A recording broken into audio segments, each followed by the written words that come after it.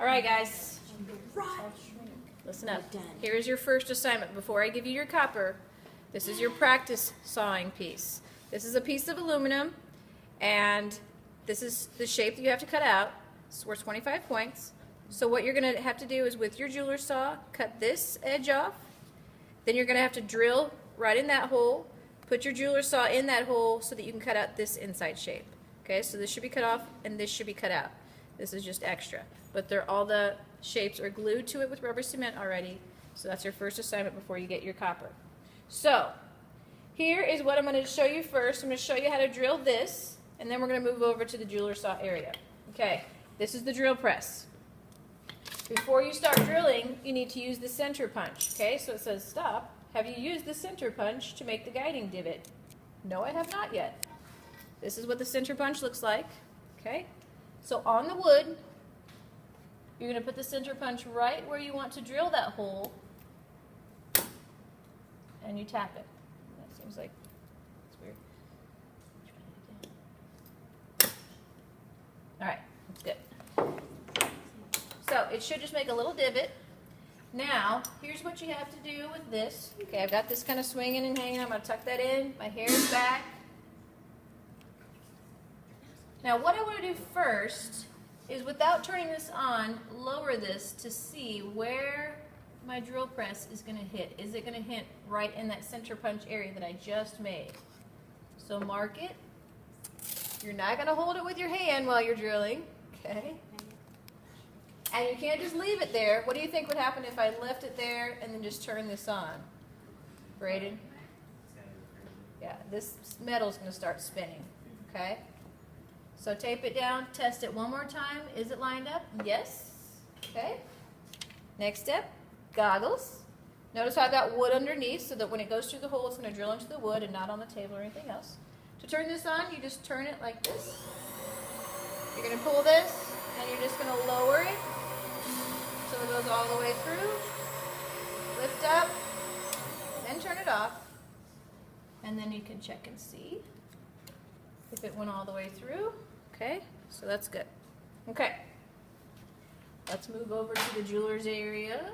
I'll show you how to use the jeweler's saw. So let's gather around here. I'm going to use this right here so no one's going to get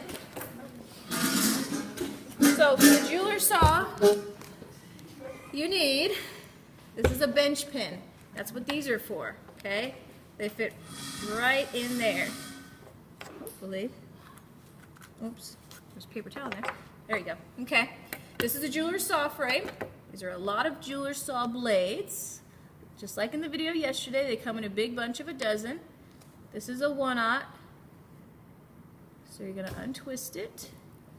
I'm going to have to double check to see how much these are per blade, but I don't want you breaking a whole bunch. If you do break a whole bunch, I'm going to get mad because there's something wrong that you're doing. Okay, there is a certain way that this has to go in. You can see the teeth on one side. You can definitely feel it. This side's smooth. Now the size of the saw blade, the blade should fit pretty close to right in between this edge there, okay? And it has to go a certain way. So you have to have good eyes. The teeth have to go down like this. Here is your saw handle. The teeth of the blade have to go down and out, just like your teeth, right? They have to grip onto something. So this is adjustable right here. The blade needs to be longer than this distance. Okay, so that looks pretty good. Step one, put it in this side with the smooth side in the back. I'm getting too old to be able to see this stuff. There we go, still good, okay.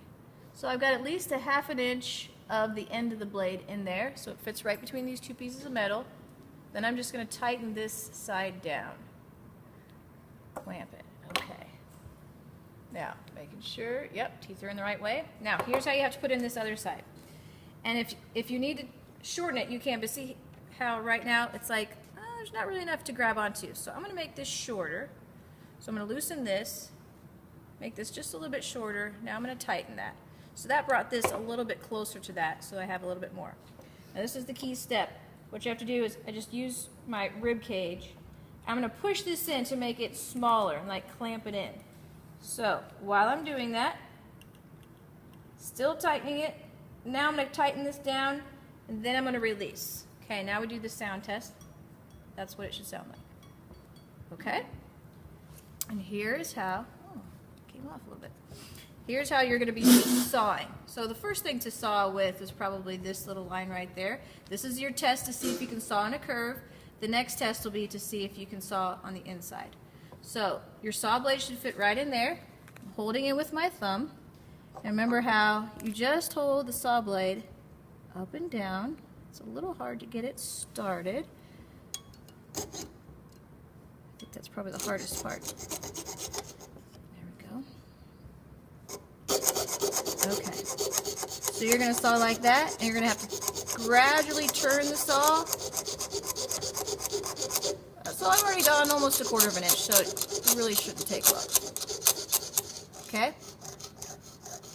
And if you need to go out, just kind of gradually saw your way. But I'm not like sawing wood. I'm not trying to, okay?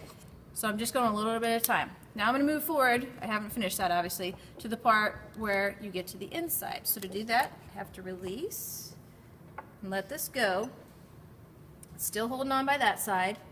Now I have to put the saw blade in here. That's the only way to get on the inside. There we go.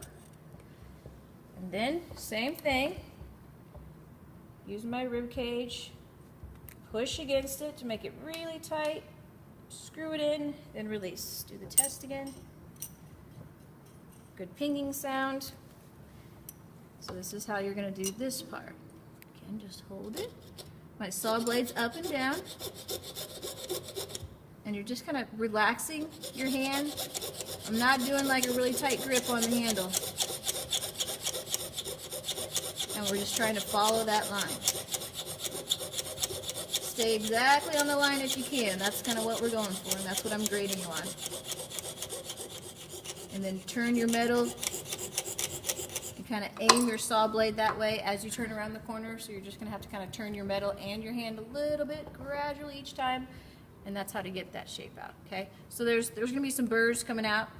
You can kind of gently blow them away. But your goal is to get this exactly on the line and that exactly on the line. So that's how to do it. I think I covered it. Now, important part. When you're done working for the day, you don't leave the saw blade like this, okay? Because it might bang against something and break. So when you're done working for the day, you just release it and it just hangs like that, okay? Then we'll stack them in a box. Okay, that's how you store it. Questions? Okay. All right, so that's mine.